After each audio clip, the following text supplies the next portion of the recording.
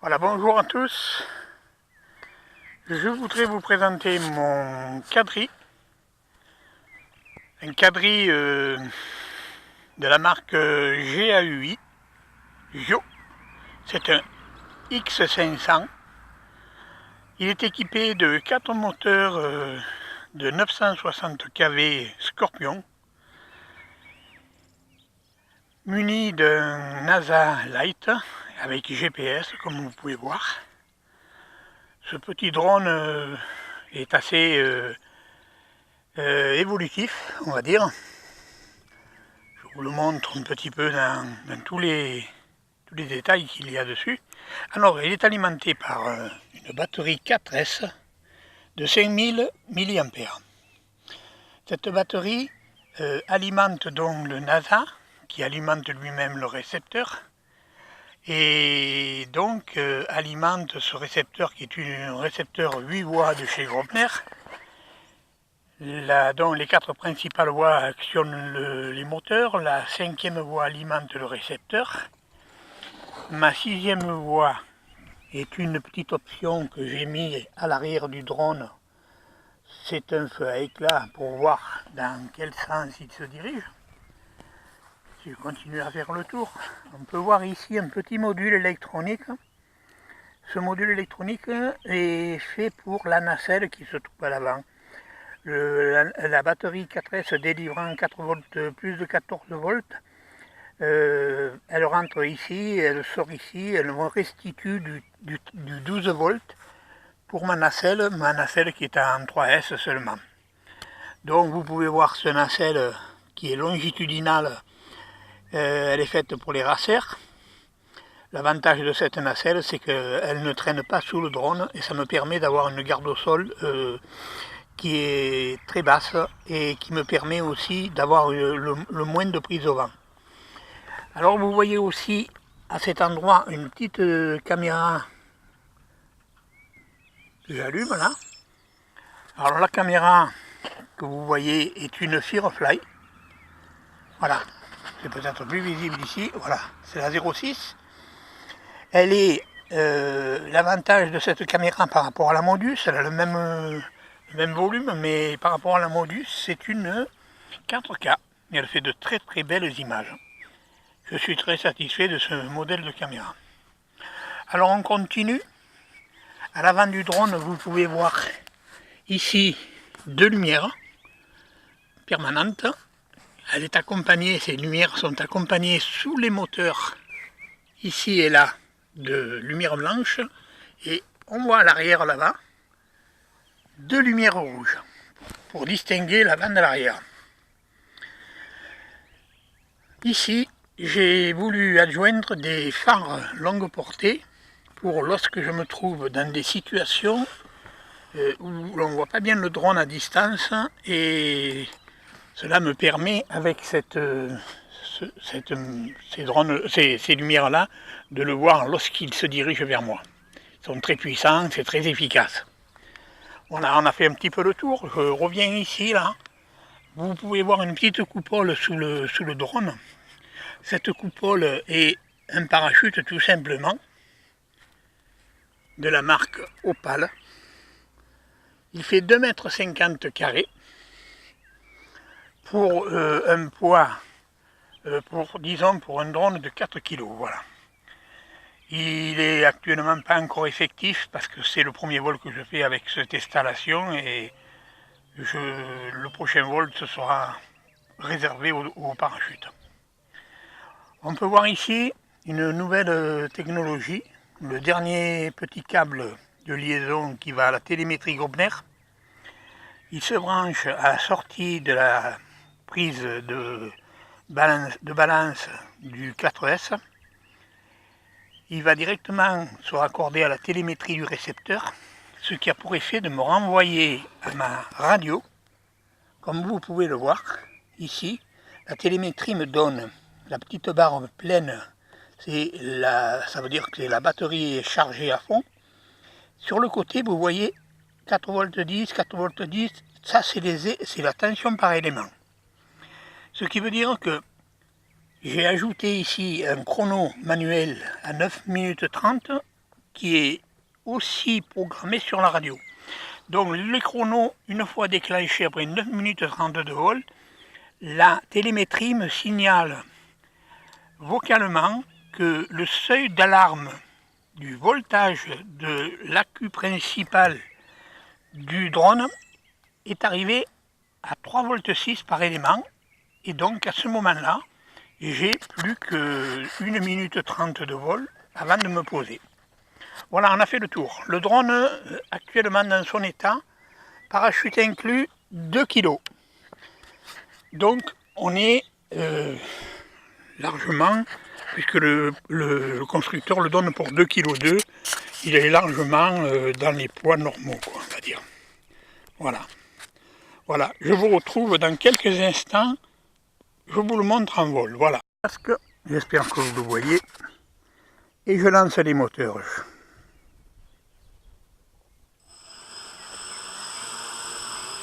Une fois les moteurs lancés, comme je vous ai dit, j'ai 9 minutes 30 de vol à ma disposition.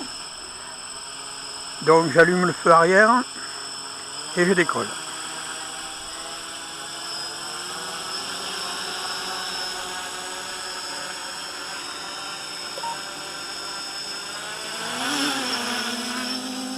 Voilà, le drone est en l'air.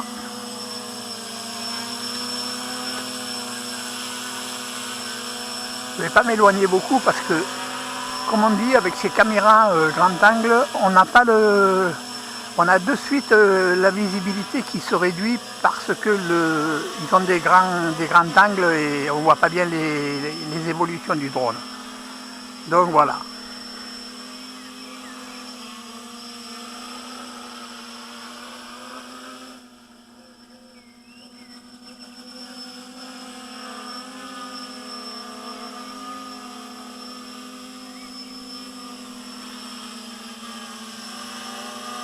Alors là, je suis bien évidemment en mode GPS. Vous pouvez voir qu'il est tout seul. Il vole seul, il n'y a pas de souci, il est très stable. Donc, vous pouvez voir aussi, par la même occasion, la radio, elle est libre. On peut faire donc ce que l'on veut. Le drone est très stable. Je pense que, je ne sais pas si vous le voyez actuellement à la vidéo, on voit bien les lumières rouges à l'arrière et les lumières blanches à l'avant. Je peux donc, si je veux, on avance un peu.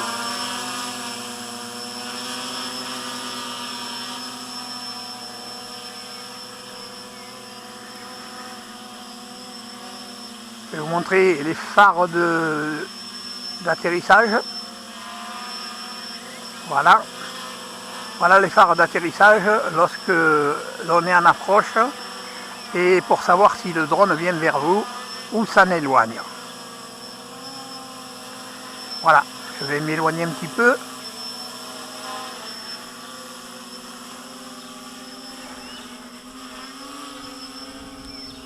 Voilà, je prends un peu d'altitude pour vous montrer.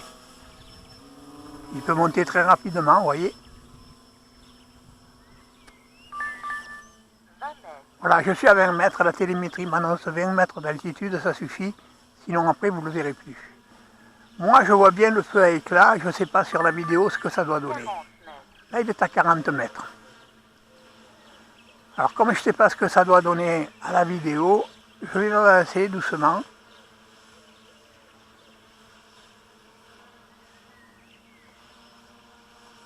Donc là il est un petit peu en éloignement.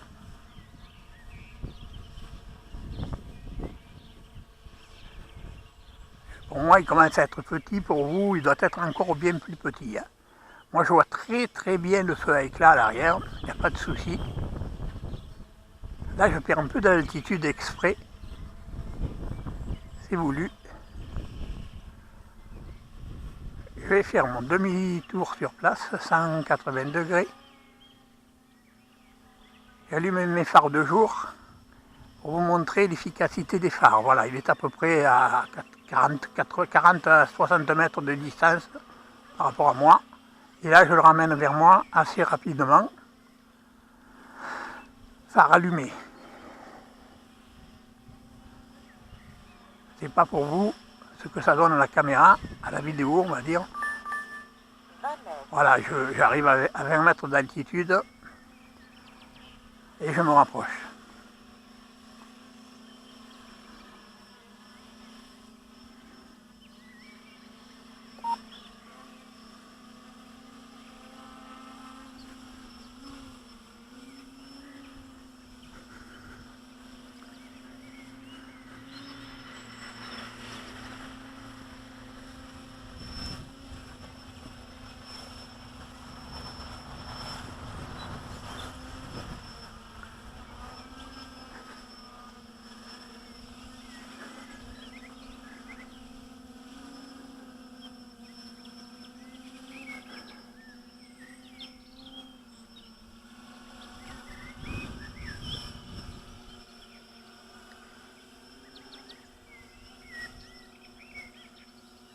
Alors je vais me reculer, voilà, je recule un petit peu pour vous montrer les phares quand le drone arrive, voilà. Voilà les phares allumés. Voilà, donc ils se voient très très bien, pas de souci. Et lorsque vous voulez faire une séance de film sur quelque chose, un monument, il vous suffit simplement de le mettre stationnaire, de tourner éventuellement autour de l'objet à filmer, et vous avez des résultats immédiats et, on peut le dire, de bonne qualité.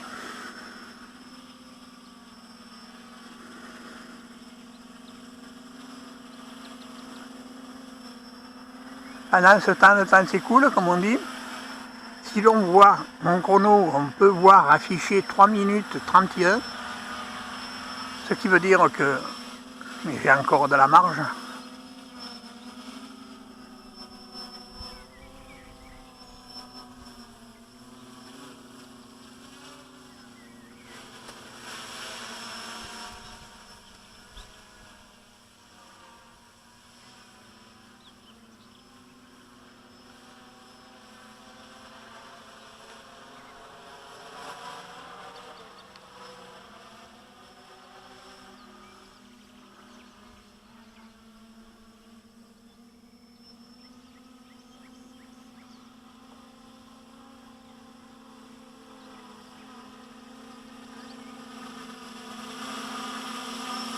Vous pouvez constater qu'il est très docile, comme on dit. Bon, alors je vous ai dit, voilà, si j'avais un problème avec le parachute, ou avec le drone en moteur qui cale, je sais pas moi, une turbulence importante, quelque chose qui ne me permette plus de contrôler, il suffirait simplement de déclencher le parachute comme ceci, vous voyez, clac, voilà, le parachute tomberait dessous et le drone partirait sur le côté et le parachute s'ouvrirait jusqu'au sol, je serais tranquille pour pouvoir récupérer mon drone en bon état. Et aussi pour la sécurité de tout le monde. Il faut penser à la sécurité de tous en priorité. Toujours garder votre drone à vue. Ne pas le perdre de vue. Car une fois qu'il est parti, il est parti. Pour le faire revenir, c'est beaucoup plus délicat. Bien sûr, il faut savoir piloter 3 axes.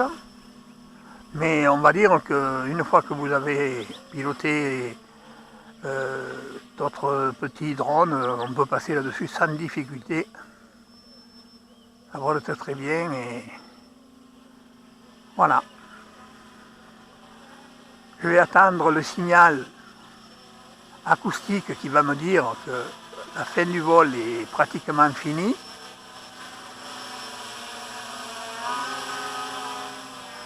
Pour vous montrer que il y a bien 9 minutes et quelques de vol.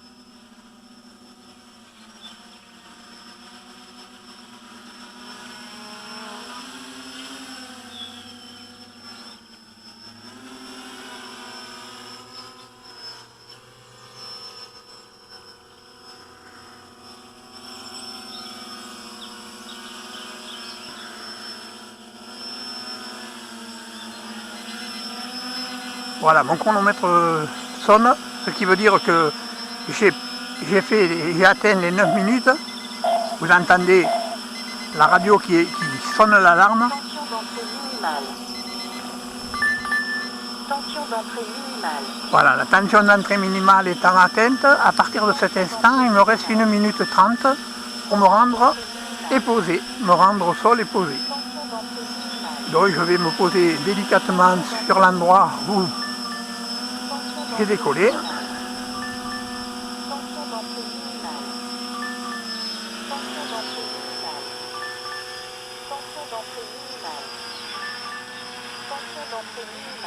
Voilà.